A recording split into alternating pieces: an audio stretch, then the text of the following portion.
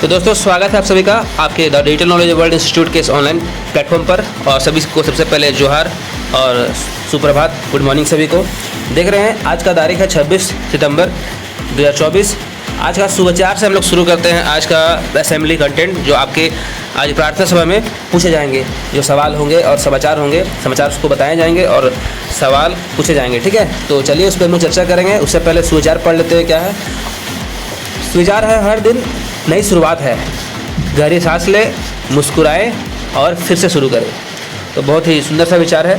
आगे देखिए, इसको अगर हम लोग इंग्लिश में पढ़े तो क्या लिखा हुआ है? Every day is a new beginning, take a deep breath, smile and start again. तो चलिए दोस्तों हम लोग शुरू करते हैं आज का सबसे पहला क्वेश्चन। पहले चलेंगे हम लोग समाचार की ओर। ठीक है, आज का जो हमारा प्रार्थना सभा में जो मुख्य समाचार होंगे उसको पढ़ेंगे। तो सबसे पहले समाचार है हमारा अंतर्राष्ट्रीय स्तर से। क्या लिखा हुआ है? हरिनी अमरसूरिया बनी श्रीलंका की नई प्रधानमंत्री। ठीक है, श्रीलंका की नई प्रधानमंत्री कौन बनी? हरिनी अमरसूरिया।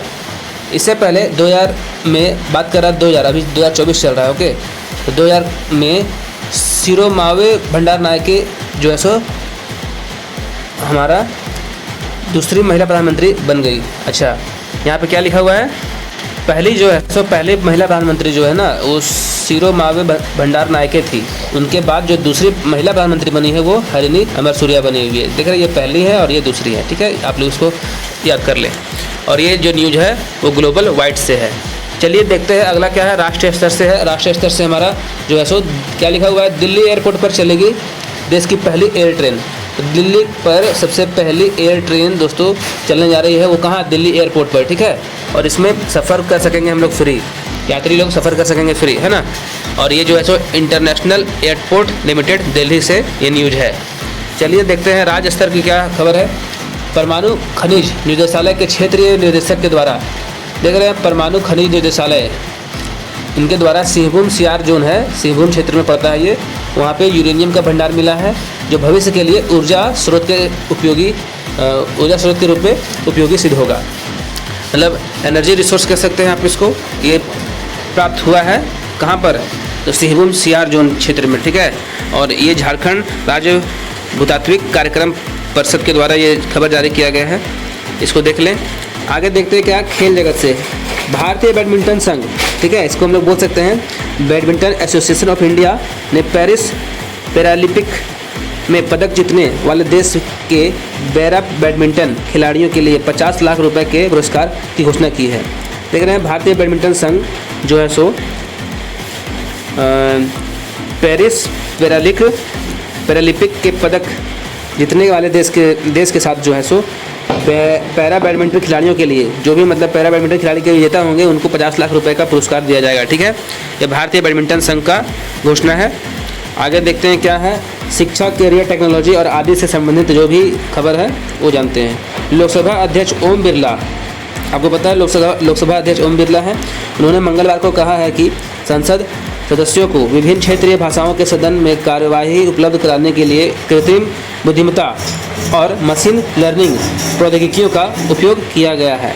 ठीक है, ये हमारा खबर जो है सो लोकसभा सचिवालय डिजिटलीकरण से है। ठीक है, तो चलिए हम लोग अब इस तरह से समाचार को ख़त्म करने के बाद क्लासेस में आते हैं। क्लास 1 से क्लास 5 तक के लिए, क्लास 1 से दोस्तों क्लास 1 से क्लास 5 के लिए जो भी हमारा सामान्य क्वेश्चन आज होने वाला है, सामान्य ज्ञान प्रश्नोत्तरी, वो इस पढ़ते हैं। देखिए सबसे पहला क्वेश्चन क्या है?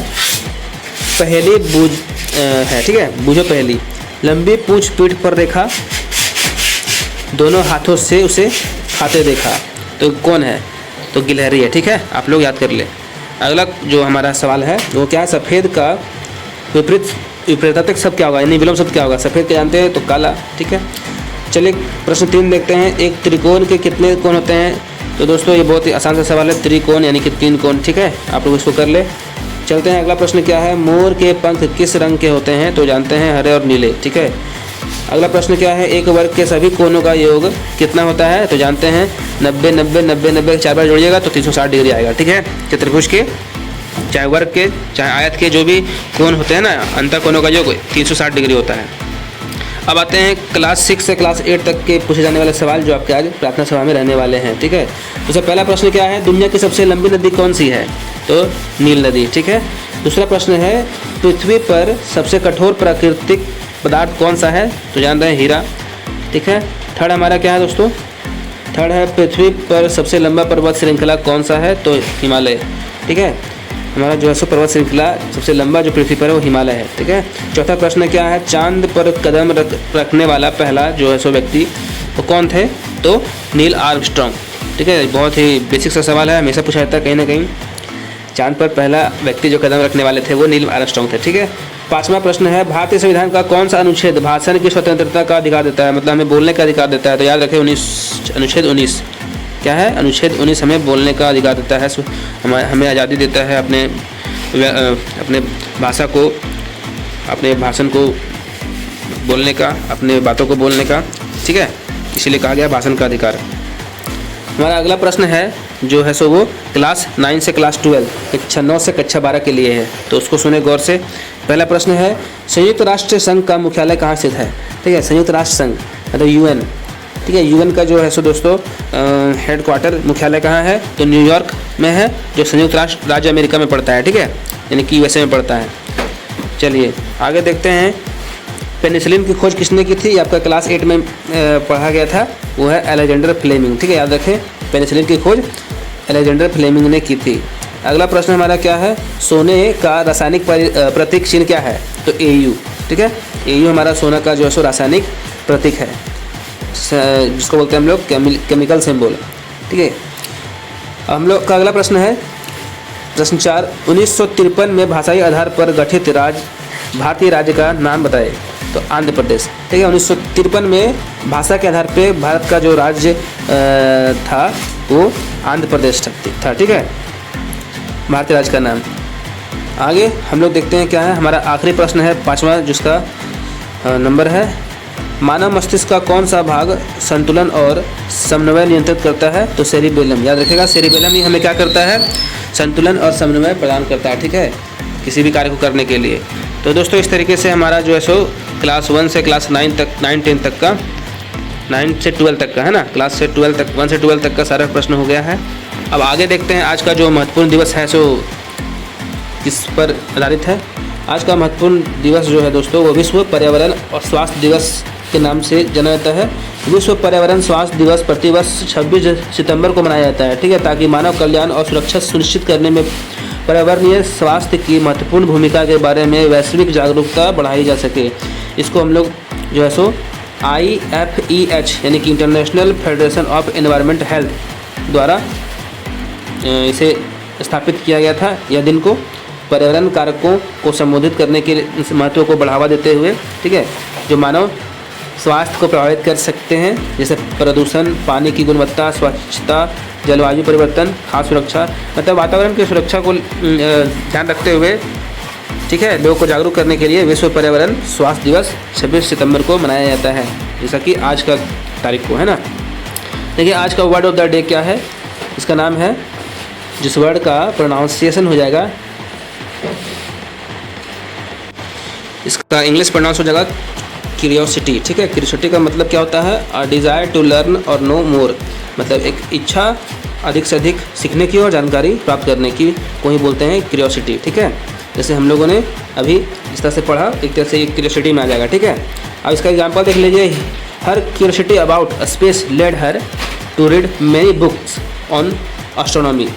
ठीक है, मतलब उसकी जो है सो इच्छा है बहुत सारे नॉलेज को प्राप्त करने की, स्पेस से संबंधित, एस्ट्रोनॉमी से संबंधित। ठीक है, अब देखिए, अब नीचे का जो दोस्तों कुछ कहानी है वो आप इसको पढ़ सकते हैं। ठीक है, स्टारफिश थ्रोअर, स्टारफिश थ्रोअर के बारे में कुछ बताया गया, देखते हैं क्या है। एक दिन एक छोटा लड़का समुद्र तट पर चल रहा था, जहाँ हजारों स्टारफिश लहरों के साथ किनारे पर आ गए थे। चलते हुए उसने देखा कि एक आदमी झुककर एक एक करके स्टारफिश उठा रहा था और उसे वापस समुद्र में फेंक रहा था। ठीक है, जिज्ञासु होकर लड़का उस आदमी के पास गया और पूछा, आप ऐसा क्यों कर रहे हो, आप ऐसा क्यों कर रहे हैं, है ना, यहाँ इतनी सारी स्टारफिश है, आप सभी को तो नहीं बचा सकते हैं। तब क्या बोलता है, देखिए आगे, आदमी ने धीरे से मुस्कुराते हुए कहा कि तुम सही हो, मैं सभी को नहीं बचा सकता, लेकिन मैं इस एक के लिए फ़र्क जरूर कर सकता हूँ। यह कहते हुए उसने एक और स्टारफिश को पानी में फेंक दिया। लड़का कुछ पल के लिए सोच में पड़ गया, फिर उसने भी स्टारफिश उठाकर उसे समुद्र में फेंकना शुरू कर दिया। थोड़ी देर बाद वहाँ से गुजर रहे अन्य लोगों भी उसके साथ आ गए और सभी मिलकर सैकड़ों स्टारफिश को बचा लिए। तो लड़के ने सीखा कि छोटे छोटे काम भी बड़ा फ़र्क ला सकता है। ठीक है, हो सकता है कि आप पूरी दुनिया को एक साथ ना बदल सके, लेकिन जो आप कर सकते हैं उससे आपके आसपास की ज़िंदगी पर प्रभाव पड़ सकता है। और कभी कभी असली बदलाव इसी तरह शुरू होता है, यानी कि एक छोटे कदम से। ठीक है, तो दोस्तों इसमें क्या हुआ कि हर छोटा प्रयास मायने रखता है। मतलब हम लोग कोई भी काम करें तो छोटे तरीके से प्रयास करें, छोटे कामों से शुरू करें, और कोई भी कार्य इतना छोटा नहीं होता है कि उसका कोई प्रभाव ना हो।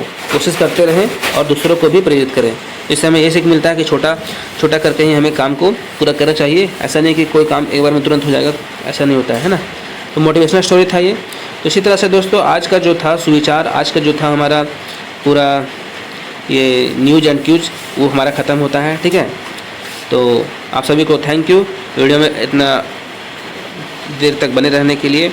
तो हम लोग मिलेंगे अगले वीडियो में, तो थैंक यू। और आप लोग का जो भी इंक्वायरीज़ है वो कमेंट करके बताएं अगले वीडियो किस चीज़ का डाला जाए। और चैनल पर आए जब सब्सक्राइब कर ले, वीडियो को लाइक कर दे और अपना प्यार से कमेंट जरूर करें। आपका कमेंट का इंतजार रहता है हमें। चलिए मिलते हैं हम लोग अगले वीडियो में, तब तक के लिए थैंक यू।